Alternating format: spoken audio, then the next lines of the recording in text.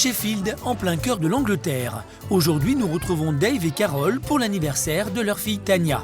À 21 ans, n'importe quelle jeune fille sortirait en boîte de nuit pour faire la fête. Tanya, elle, vient s'amuser dans un parc d'attractions avec ses parents. Coucou, tu me fais un sourire? Comment s'appelle-t-elle? Tanya. Salut Tanya, quel âge a-t-elle? Dave et Carol ne cachent pas la maladie de leur fille. Quand on leur pose la question de son âge, ils répondent sans hésiter. 21 ans. 21 ans? Je parie que c'est la première fois que vous tombez sur quelqu'un de 21 ans. Difficile à croire. D'ailleurs, ce matin, le clown n'y croit pas. Oui, c'est ça. Allez, quel âge a-t-elle? 21. Elle a 21 ans? Waouh! Cette réaction de surprise, les parents la vivent tous les jours. Ils ont fini par s'y habituer. La plupart des gens pensent que nous sommes ses grands-parents. On vient souvent me voir pour me dire « Est-ce que votre petite-fille veut quelque chose? De quoi a besoin votre petite-fille » Parfois, je n'ose rien dire et parfois je leur explique « Ce n'est pas ma petite-fille, c'est ma fille. Elle va avoir 22 ans. » Et en général, ils sont un peu embarrassés. Mais bon, personne n'y croit. Ils la prennent de toute façon pour notre petite fille. Ils ne se rendent pas compte de son âge.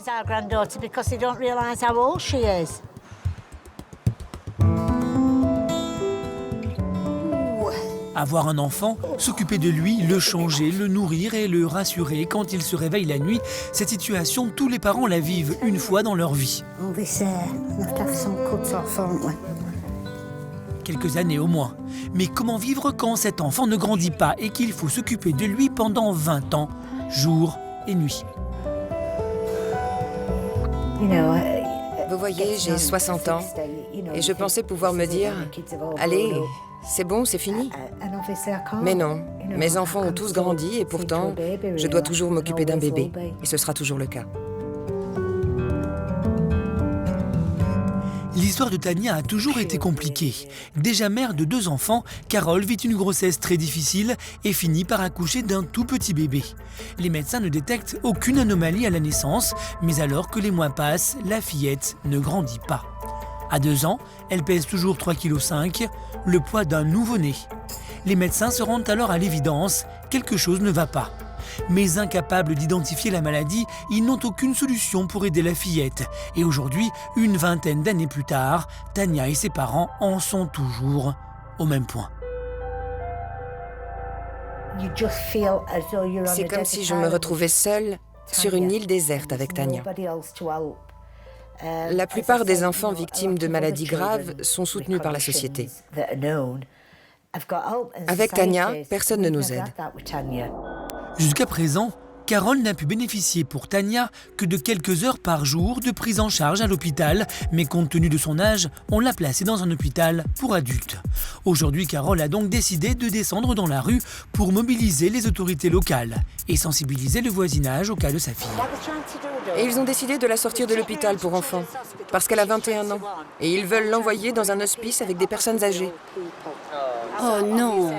C'est pour ça qu'on se bat. Il veut prier pour Tanya. Et vous, comment vous appelez-vous? Carole, je m'appelle Carole. Seigneur, je prie pour que Tanya soit admise dans un hôpital pour enfants et pour qu'elle obtienne les meilleurs soins possibles. Nous savons que Carole est une bonne mère et que tu aimes cette famille, Seigneur. Je les remets entre les mains de Jésus. Amen. Merci, merci beaucoup, c'est très gentil. Vraiment, je vous remercie. Cette sortie a fait du bien à Carol. Même si ça ne change pas grand-chose à la situation de sa fille, elle commence à retrouver la force qui lui manquait ces dernières années. Et elle va en avoir besoin. Dans quelques jours, elle a rendez-vous chez un spécialiste des problèmes de croissance pour tenter de déterminer de quelle maladie génétique souffre Tanya.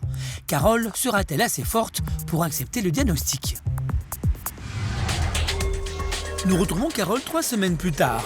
Aujourd'hui, elle doit rencontrer pour la première fois le docteur Conway à Londres, un des plus grands spécialistes des problèmes de croissance. Carol a du mal à se résoudre à tirer Tanya du confort du cocon familial. Mais ce matin, c'est pour la bonne cause.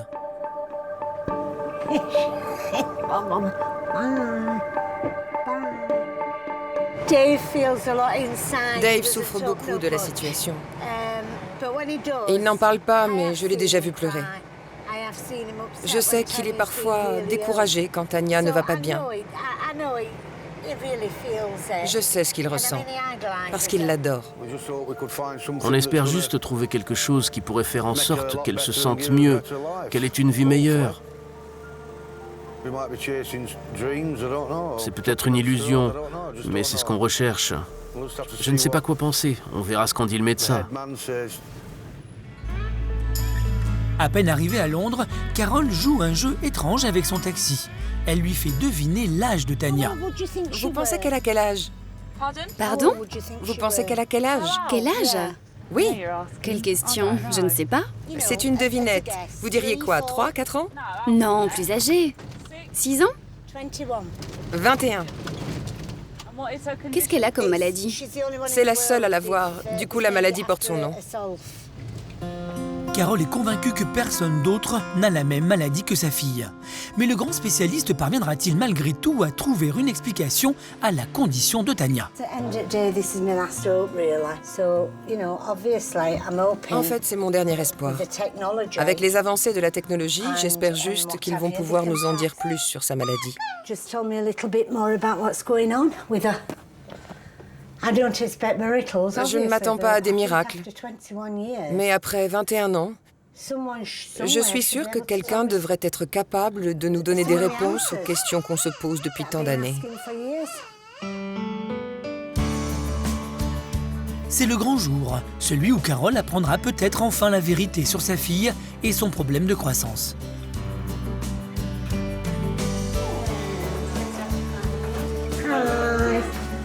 Bonjour, Enchantée de vous rencontrer. est-ce que je peux l'examiner? Oui. Je vais voir si j'arrive à détecter des signes d'une maladie connue. En 20 ans, les progrès de la médecine génétique ont été spectaculaires. Le docteur Conway prend donc plusieurs heures pour examiner Tanya et s'assurer qu'il a toutes les informations avant de donner son diagnostic. Mais avant de se prononcer, le spécialiste veut en savoir plus sur les premières années de Tanya. Ok, on va essayer de revenir au début. D'accord. Je voudrais en savoir plus sur ce qu'il s'est passé au fil des années. Eh bien, les médecins ont fait plusieurs analyses sanguines et ils ne trouvent comme diagnostic que le syndrome de Robinhouse. Et puis ils ont fait d'autres tests et nous ont dit que ce n'était sans doute pas ça, ils ne savaient pas. Ils disent qu'il lui manque la moitié d'un chromosome, c'est ce qu'ils m'ont dit quand elle est née. Et ils n'ont pas dit de quel chromosome ils parlaient. Si, mais j'ai oublié. Je ne sais plus si c'est Y ou Z. C'est celui qui est en forme de mosaïque. Quand vous parlez de mosaïque, ça me fait penser à une maladie qu'on appelle le syndrome de Turner. Oui, voilà, c'est ce qu'on m'a dit. Le syndrome de Turner est une maladie génétique rare qui ne concerne qu'une naissance sur 2500. Les malades ont généralement des problèmes de croissance et un gonflement du dos, des mains, des pieds et du cou. Mais si Tanya était elle aussi victime du syndrome, elle serait un des cas les plus extrêmes que le docteur Conway ait croisé dans sa carrière. Il demande donc à Carol de l'autoriser à passer un scanner et une échographie sur la jeune fille. Bon, allez, ça suffit. Encore 1 minute et ça ira, on arrête. Pour diagnostiquer le syndrome de Turner, un simple test sanguin suffirait. Mais alors que les secrets de la maladie de sa fille s'apprêtent à être révélés, Carol décide de quitter le cabinet du médecin sous prétexte de ne plus supporter de voir sa fille entre les mains du docteur. Tanya est différente, donc ils n'arrivent pas à la diagnostiquer. Tous les médecins ont dit qu'elle avait des points communs avec les maladies du syndrome de Turner. Mais ce n'est pas tout.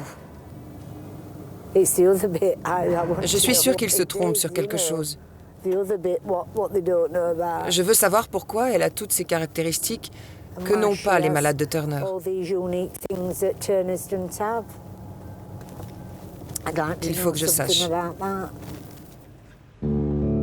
Carol est incapable d'accepter le diagnostic. C'est une situation très courante chez les parents de personnes malades et dépendantes qui ont appris à vivre avec les problèmes liés à la maladie de leurs proches, mais supportent mal qu'on bouleverse leur certitude. Le cocon rassurant qu'ils se sont fabriqués va être profondément bouleversé et ils vont devoir faire face à beaucoup d'inconnus qui risquent de les déstabiliser. Mais si la maladie de Tania n'est pas identifiée, la jeune fille ne pourra jamais suivre de traitement approprié. Carole doit donc faire un choix, continuer à vivre dans l'incertitude sans savoir combien de temps il reste à sa fille, ou accepter la prise de sang et surtout le diagnostic qui pourrait peut-être permettre d'améliorer la qualité de vie de Tania.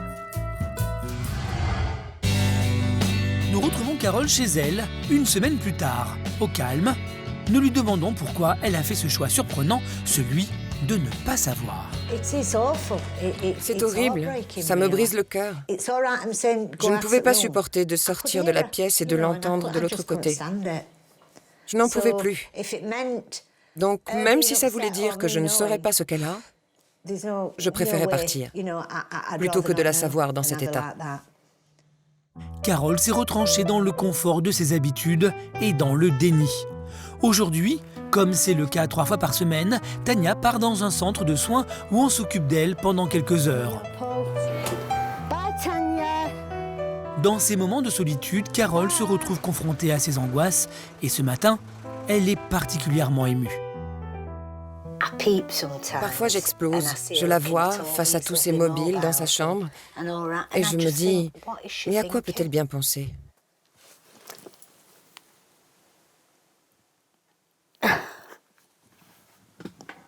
C'est pas mon genre de craquer. Mais parfois, ça m'affecte vraiment. Et je pense à tout ce qu'elle pourrait faire, comme n'importe quelle fille de 21 ans.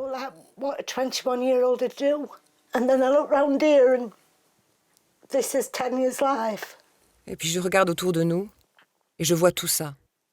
La vie de Tania. C'est tout ce qu'elle aura. C'est d'être dans cette chambre et de repenser à tout ce que j'ai vécu ici depuis très longtemps avec Tania. Vous savez, je traverse une épreuve difficile depuis quelques semaines.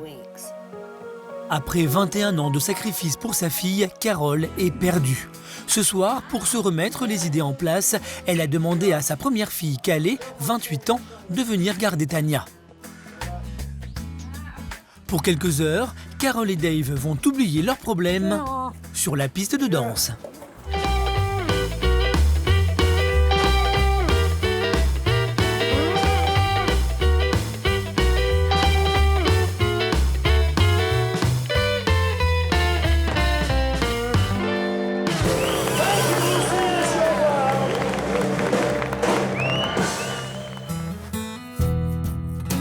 Kylie, de son côté, s'entraîne déjà à garder sa petite sœur.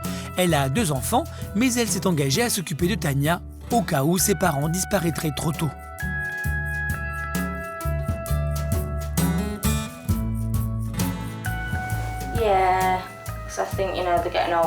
Je pense qu'ils vieillissent et qu'ils savent que Tania va demander de plus en plus d'attention. Donc avec l'âge, ils risquent d'avoir de plus en plus de mal à s'occuper d'elle. C'est pour ça que j'ai choisi de m'occuper de Tania. Ça risque d'être difficile. C'est vrai, mais je n'imagine pas que quelqu'un d'autre puisse s'occuper d'elle. Mon père et ma mère vont s'occuper d'elle le plus longtemps possible, jusqu'à la dernière minute. Mais quand ils n'en pourront plus, ils savent qu'avec moi, elle est entre de bonnes mains. Au bout de 4 heures de rock endiablé, Carole et Dave rentrent enfin épuisés, mais aussi plus sereins face à la maladie de leur fille. Cette soirée en amoureux les a rapprochés et leur a fait prendre conscience que ce n'est qu'en se serrant les coudes que leur famille arrivera à surmonter les épreuves. C'était génial, encore mieux que ce que j'imaginais. On a dansé toute la nuit, mes jambes me font souffrir le martyre, mais j'ai adoré, et lui aussi. Vous avez dansé? Moi non, je ne peux plus. Tu te souviens de la dernière fois qu'on est sortis en pleine semaine? Je crois que la dernière fois, Tania n'était pas née. On devait avoir la trentaine.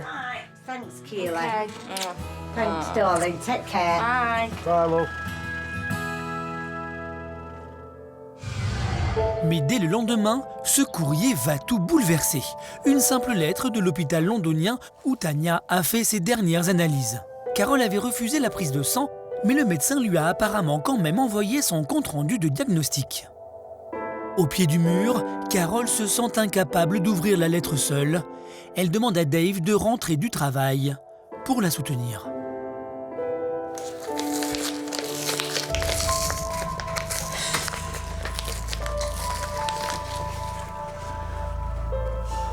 Le problème principal vient des crises précoces d'épilepsie. Puis elle a développé une arthrite très importante, une arthrite rhumatoïde pliaseptique juvénile et chronique. Ah tiens, c'est la première fois qu'on entend ça. Il est possible qu'elle se soit blessée toute seule et qu'elle ait souffert d'un accident vasculaire cérébral qui a provoqué une faiblesse dans son bras. Je suppose qu'il parle d'une attaque, là, non? Même sans le test sanguin, le diagnostic du docteur Conway est clair. Définitif. Pour conclure, Tanya Donaldson souffre d'un cas très sévère du syndrome de Turner. Elle a été d'autant plus malchanceuse qu'elle souffre en même temps de 2 rares complications, l'épilepsie et l'arthrite. Mais au départ, c'est le syndrome de Turner. Au moins, il précise que le cas de Tanya est unique. Donc, c'est pas Turner. Si, elle a Turner. Elle l'a. À la naissance, les médecins n'en étaient pas sûrs, mais là, maintenant, on le sait. Elle a la plupart des symptômes des malades de Turner, Dave. Carol reconnaît enfin le diagnostic. Sa fille n'est pas un cas isolé. Elle a une des maladies génétiques les plus communes au monde, le syndrome de Turner. Pour la première fois depuis la naissance de Tanya, elle sait contre quel ennemi elle se bat.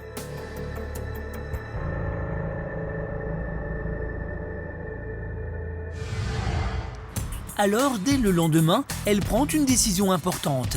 Elle se rend à la réunion hebdomadaire d'un groupe de soutien aux familles de malades du syndrome de Turner. Bien qu'un peu sceptique, elle a envie d'en savoir plus sur cette maladie. On a longtemps étudié sa situation et personne n'a jamais eu les mêmes problèmes, les mêmes symptômes que Tanya. Tanya est unique, donc vous savez, si je pouvais entrer dans cette pièce et voir quelqu'un exactement comme elle, ça me ferait du bien. Je m'appelle Arlene Smith. J'ai le titre un peu pompeux de responsable de l'association de soutien aux malades du syndrome de Turner. Ces réunions sont mes préférées car elles sont informelles. Tout le monde est détendu, on peut discuter et apprendre à se connaître. Je m'appelle Jenna, j'ai 14 ans. Je suis au collège et j'aimerais bien être professeure quand je serai grande. Je suis sûre que tu y arriveras. Hélène? Bonjour, moi c'est Hélène. C'est ma dernière année à l'école et j'aimerais bien devenir coiffeuse. Merci. Kelly? Je suis Kelly, j'aime bien manger. Je suis la fille d'Arlène. Je vais à la fac et j'étudie pour devenir infirmière. Toutes ces jeunes filles sont elles aussi victimes du syndrome de Turner et pourtant, comme n'importe quelle fille de leur âge, elles ont des rêves et comptent bien les réaliser. Carol prend conscience que le cas de Tanya est beaucoup plus extrême. Je m'appelle Carol Donaldson et voilà Tanya. Elle a 21 ans. On ne sait pas vraiment quel problème a Tanya. Ok. Les médecins nous disent qu'elle a des caractéristiques des malades de Turner. Mais je ne sais pas. Je ne suis pas sûre. Ça se voit dans les yeux. Vous pensez? Oui. Les filles qui souffrent du syndrome de Turner ont des yeux particuliers. Ah bon? Oui, elles ont de très beaux yeux, de grands yeux en amande et un sourire enjôleur. Aucun cas de malade du syndrome de Turner n'est absolument identique. Tanya est peut-être une des plus atteintes par la maladie, mais elle n'est pas seule au monde. Et Carol a fini par trouver un soutien inestimable. Voilà, vous n'êtes plus seule maintenant. Je sais, je sais. Je vous promets que même si elle n'a pas le syndrome de Turner, on va vous aider. À partir de maintenant, vous pouvez compter sur nous comme vos amis. Prenez soin de vous, soyez fortes. Tanya ne guérira jamais. Elle n'ira jamais mieux. Elle restera définitivement bloquée dans son corps d'enfant de 4 ans. Mais grâce à ce groupe de parole, elle et sa mère ont trouvé une oreille attentive et à 21 ans, Tanya a enfin une place dans un centre de soins approprié, l'hôpital pour enfants de Sheffield. Carol et Dave peuvent couler de vieux jours paisibles, leur fille est désormais entre de bonnes mains.